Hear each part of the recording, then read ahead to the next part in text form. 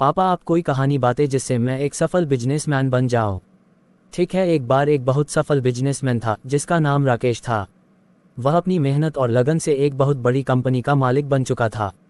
उसके पास सब कुछ था, दौलत, शान और शौकत और एक प्यारा परिवार। लेकिन एक चीज़ जो उसे चिंतित करती थी वह था उसका बेटा आरव। आरव बचपन से ही आराम पसंद था। वह हमेशा अपने पिता की तरह बड़ा बनने की बात करता, लेकिन उसकी मेहनत करने की आदत नहीं थी। राकेश ने उसे कई बार समझाने की कोशिश की कि मेहनत के बिना कुछ भी हासिल नहीं होता, लेकिन आरव को ये बात समझ में नहीं आती थी। एक दिन राकेश ने आरव को बुलाया और कहा, तुम्हें अपनी जिंदगी का महत्व समझने के लिए एक खास काम करना होगा। मैं तुम्हें कुछ पैसे दे रहा हूं और तुम्हें एक हफ्ते के अंदर इसे कम से कम 3 गुना करना है।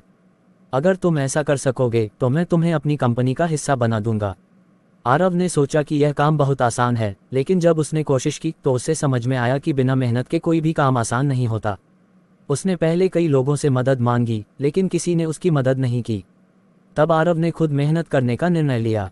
उसने सड़क के किनारे एक छोटी सी दुकान लगाई और छोटे मोटे सामान बेचने लगा। धीरे धीरे उसकी मेहनत रंग लाए और वह पैसे कमाने में सफल हुआ। हफ्ते के अंत में जब वह अपने पिता के पास गया तो उसने देखा कि उसने न केवल 3 गुना बल्कि 5 गुना पैसा कमाया था। राकेश बहुत खुश हुआ और कहा, अब तुम समझ गए हो कि मेहनत का असली मतलब क्या होता है। जब तक तुम अपने हाथों से मेहनत नहीं करोगे तब तक तुम्हें सफलता का असली स्वाद नहीं मिलेगा। ये सुनकर आरव ने अपने पिता से वादा किया कि वह आगे से हमेशा मेहनत करेगा और अपने लक्ष्य को पाने के लिए समर्पित रहेगा।